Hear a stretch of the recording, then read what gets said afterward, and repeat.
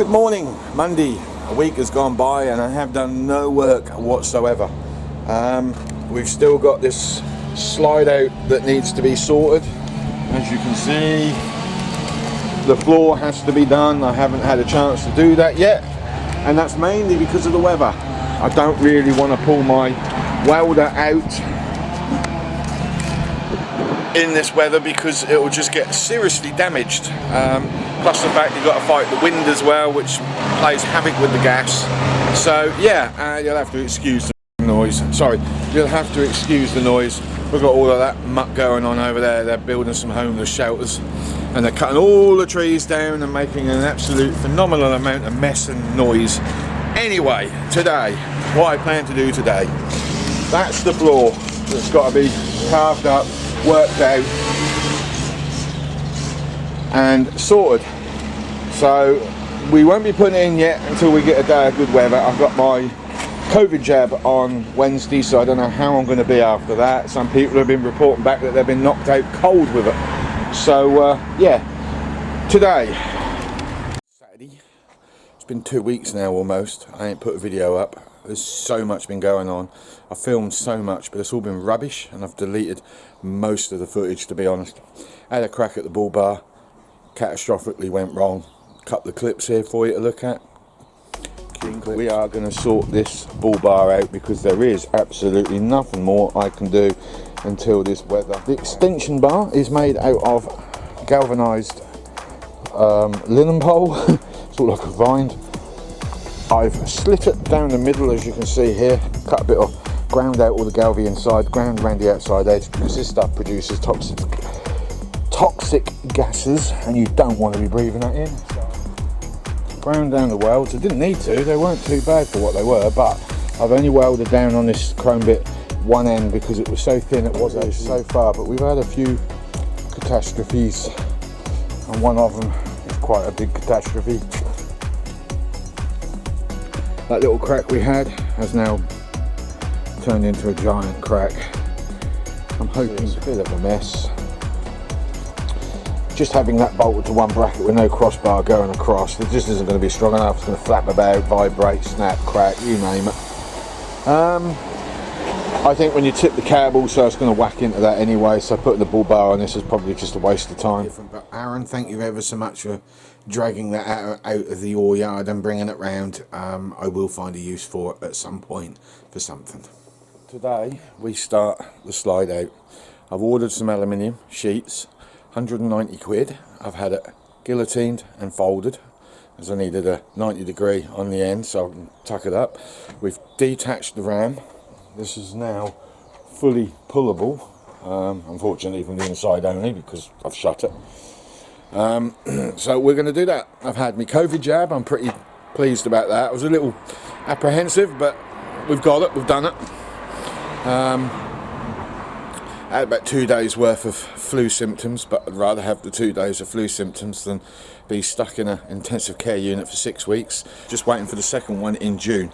So today we're going to start that slide out. Right.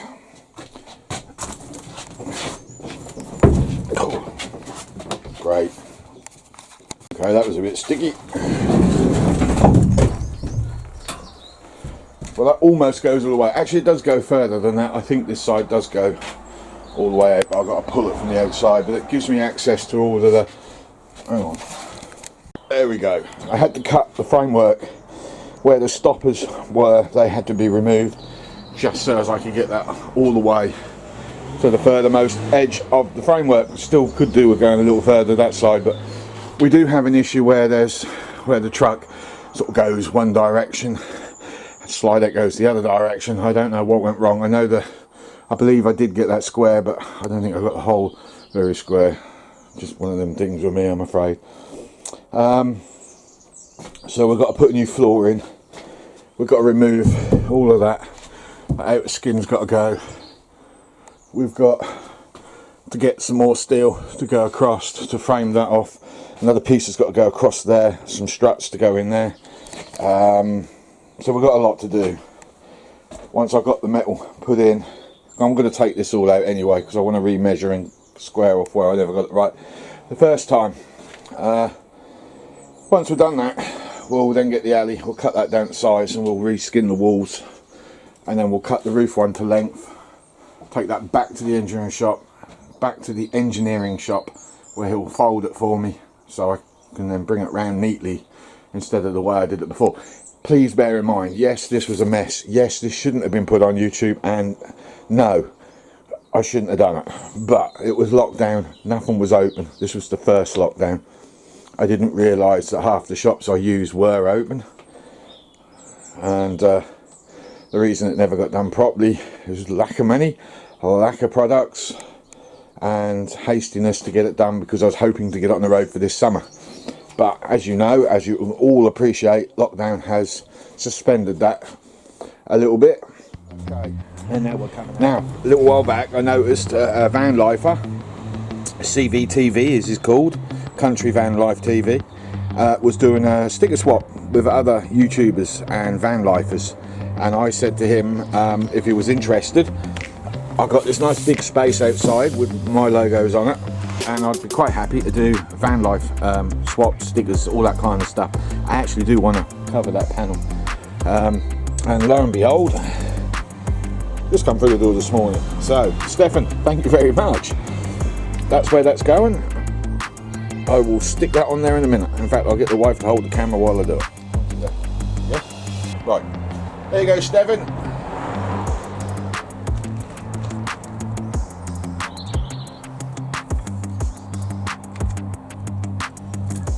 I'm going to put you right there. If I can get that on there.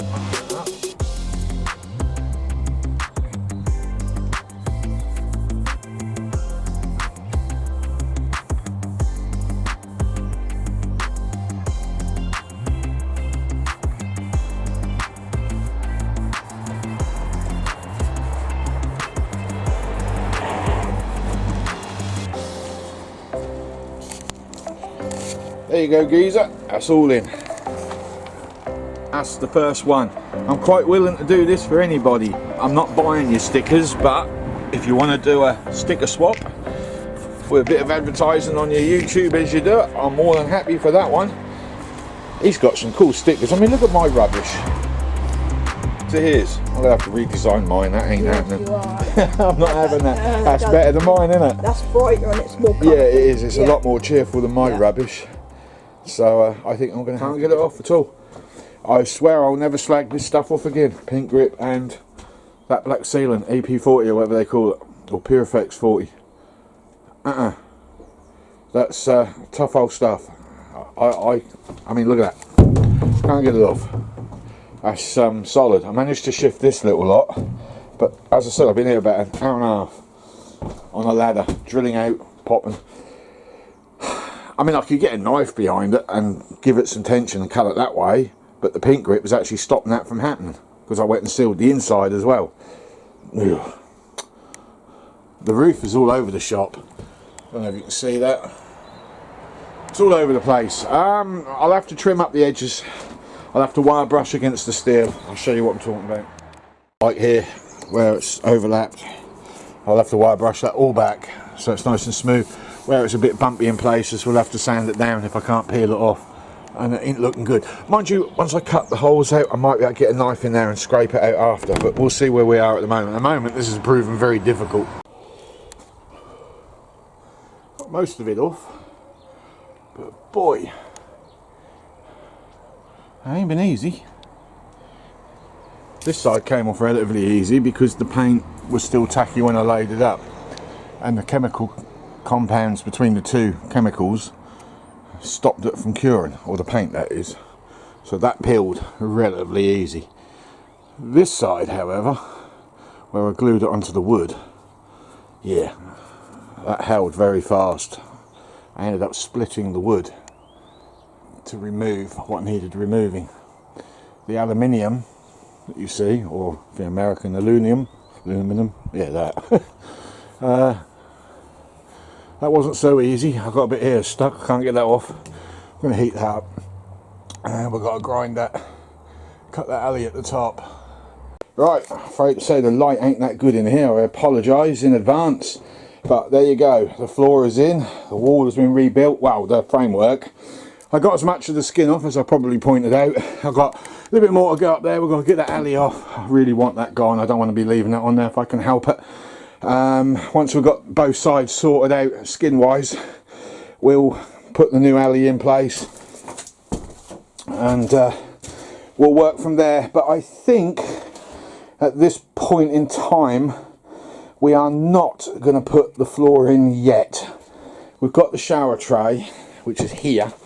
A massive great plug hole on there, and I have got to find a way of plumbing the waste water into a tank that I've as yet to purchase. So the only thing I can come up with in my head that might work is a revolving plug hole in the floor itself.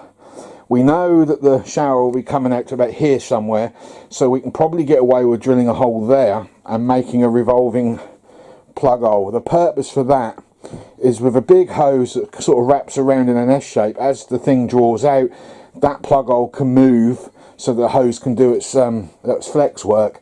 It's the only thing I can come up with, and I'm going to have to make that myself. I reckon it's going to be 2 pieces of tube, some roller bearings between the 2 tubes. The bottom tube will be the one that will be fixed to the floor. The top one will be the elbow that can literally do that. That's all I can come up with. I'm open to suggestions and ideas. If anybody else has got an idea that they think will work, I'm definitely up for listening. Definitely. Anyway, okay, another day, and I have now finally skinned up. I've wire brushed all that black sealant out, managed to get rid of that in the end. We've got a piece of wood clamping the join on there, and you'll see that join tomorrow. We are a little bit out on the bottom, as you can see. The thing leans in and out, and we won't know whether that's going to be if that's going to have any bearing on this until we get the bottom inner bearing rails sorted out. And the other thing I discovered is that frame's bent, and there's nothing I can do to get it out, so I'm just going to have to live with it. And there's the interior view, and that was the nice side. That's a pity they put the fold the wrong side, really, but there you go. Just pulled all the clamps off, and we're ready. Pleased with that. If you're wondering what this is all about, I was having a crack at polishing. Yeah, it didn't come out as good as I'd like to have done, but I got the wrong stuff. It was just an experiment, really.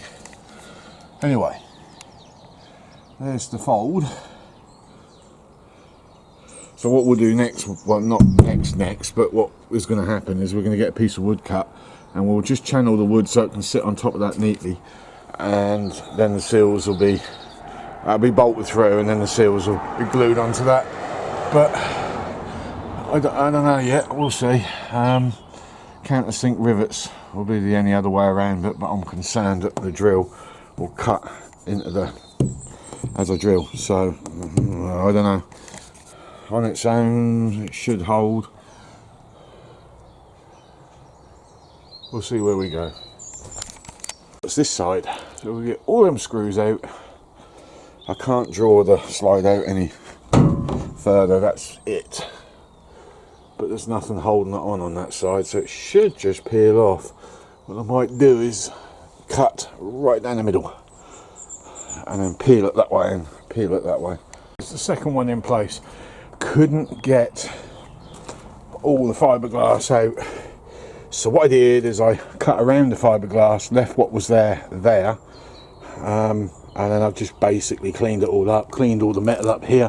This bar actually is straighter than the other side, and that's brand new metal. That's just where they lift it off the lorry. They bounce it up and down and it just loses its shape. It's a real annoyance.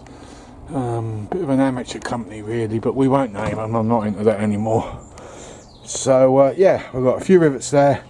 We've put wood in the side here, wedged it to push it against, but this side is a little bigger than the other side. It's not an issue because the shape inside is going to be moving around anyway. This side is for the wardrobe.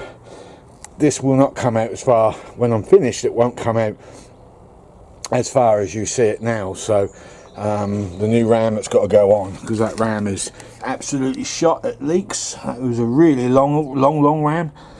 I reckon it'll be about 2 inches smaller, so it will probably come to about there.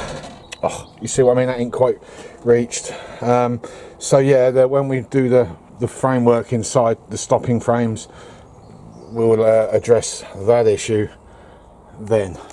So now we've got the roof to do, but we can't do that today. I need this to dry off, and apparently it's rain tomorrow, so I don't know how well this is all going to go.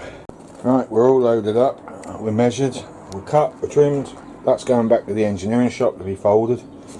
Yeah, it ain't great, but I can't get that off. It's sealed on there pretty well. So what we're going to do is we're going to clean up all the sealant along here, clean up around here, get rid of the rivets that you can see there, and then we're going to literally chuck this straight on top of that existing one. The way I'm looking at this is I may at some point have to walk on this roof, so having 2 sheets of alley which work out at about 3 and a bit mil thick should be enough to support a weight, and because it's already tucked underneath on this one and sealed, it will just add to extra sealing. Waterproofing, unfortunately I had to cut it right back because there was a high point here I couldn't get rid of, so the best thing I could have done with that was do what I've done, and that is trim it off, but it'll work, I'm confident on that. So I'm going to head off down to the scrapyard, down to the engineering shop and get this dealt with. It's just resting at the moment. You can see where the kink is in the middle. We can hammer that flat, that's not an issue. We're going to drill 2 sets of holes on here, and we're going to drill a line like you would on an aircraft all the way across. Loads of sealant that's going to hold this down. I'm really pleased with the way that's coming out. It's a lot neater and a lot tidier. God, I wished I had this engineering equipment that some of these guys have got. I could do so much better with what I do. Only problem is now I've done this side, or nearly done this side, I can't help feeling about getting another piece of alley in with the same circumstances and redo these sides, because those windows, that one don't leak, but this window leaks miserably, as I've said before, and it's just a mess. And I drill out those rivets that are proud, not the countersunk ones, but these ones, and get another piece cut, sand it back, go right up to that edge that I can go to, which means I'll have to slide this in a little bit to, and I can hide that window and get rid of it. I don't even like it. So it's got me thinking at the moment. It is just thinking and nothing more. This side of me, I have just discovered that my neighbours are watching the channel. Somebody gave a comment out today about something that I have only mentioned on YouTube. So that explains where some of the thumbs downs are coming. Anyway, we'll just get the rest of that sealant cleared. And move on to the next stage. Once I've got that glued and riveted in, and we'll get the pneumatic one out for that, the rivet, I'll upload the video, because there's another stage coming. I want to do this in stages on the videos, because this is a 2-month job getting this all built out, if I'm honest with you. So the next stage will be the ram alterations. So if you're curious to know how to make a hydraulic ram from a cab tipper work on regular hydraulics, this is where you need to be. You cannot run, I don't know if I can get under there, you cannot run a 24 volt 12 volt hydraulic pack on those cab rams. I don't know if you can see the ram from here. Where is it? There it is. Without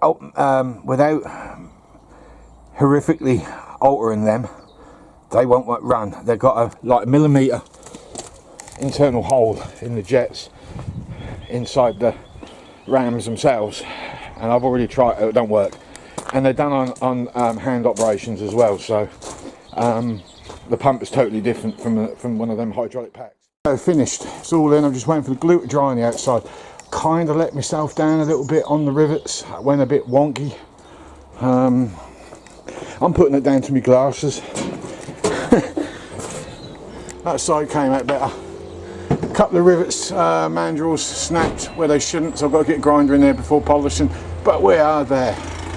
It's looking a hell of a lot better than it did before. I am so pleased with it, and I reckon that'll be pretty watertight as well. So yeah, that's it. That's the end of this video.